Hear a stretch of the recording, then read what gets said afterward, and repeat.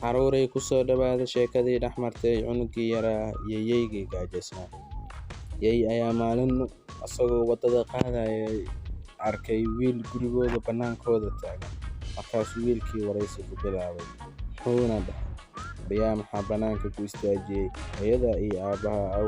Meeshan duurkan waa halis, libaax iyo wax walbaa tuuran, waana lagu cuni karaa hooyada iyo aabbaha aw."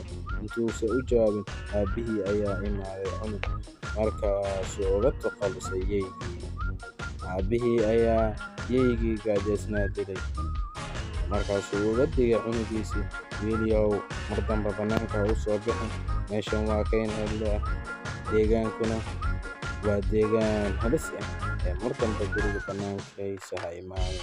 Guriga haddaan kaaga tagin, guriga ku dhex jir. Carruuray ka feejignaada haddii waalidkiina niiga tagaan inaadan guriga ka soo bixin, waayo wax walba ayaa